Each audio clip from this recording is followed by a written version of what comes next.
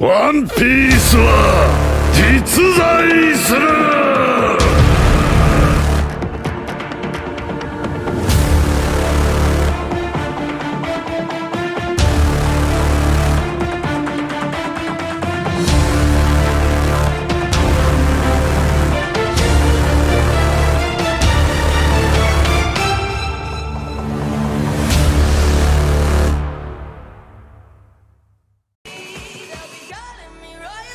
Du côté de l'armée révolutionnaire, j'ai plusieurs remarques et on commence par l'arrivée de Sabo, dont par ailleurs nous n'en avions pas douté un seul instant.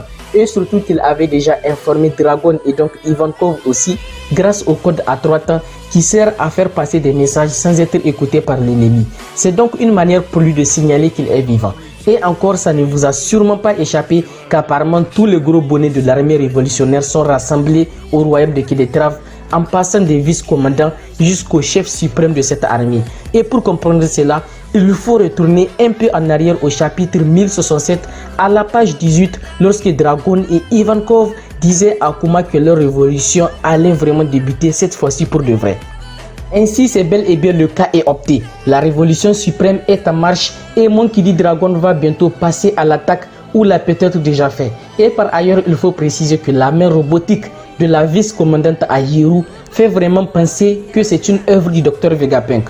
Car de tout le manga, les seuls qui nous ont été présentés comme pouvant créer des machines pareilles, même s'il peut y en avoir d'autres, sont le Dr Vegapunk, Vince McMahon, Queen l'incendie et Frankie. J'aurais pu dire César, mais je pense que lui c'est plus la génétique son domaine. Donc ça confirme encore plus le doute que le Dr Vegapunk travaille bel et bien avec les révolutionnaires depuis des années sûrement, et qu'il devrait probablement aussi être présent lors du rassemblement au royaume de Kédetrave qui est leur actuel QG. Si on en croit son envie de quitter Egghead pour une autre île, dans le même chapitre où Dragon annonce que la vraie révolution allait débuter. Coïncidence ou pas, seul l'avenir nous le dira. Parlons maintenant des nouvelles que Sabo apporte de la terre sainte de Marie-Joise, car il a vu l'interdit, l'impensable même, la figure au sommet du monde qu'est Im. Et cela devrait nous faire penser à deux seules probabilités. Soit qu'ils vont devoir retarder leur programme d'attaque au vu des nouvelles informations que Sabo apporte, ou bien le cas inverse, celui de tout accélérer au vu de la menace que représente Im et l'arme titanesque qui a détruit l'Elysia. Ainsi, si vous aimez et trouvez intéressante cette vidéo et que vous souhaitez me soutenir, vous savez quoi faire. Un petit abonnement qui ne va rien vous coûter mais qui m'aiderait beaucoup. Et aussi n'oubliez pas de maximiser les pouces bleus ou les likes qui augmenteront beaucoup la visibilité de la chaîne.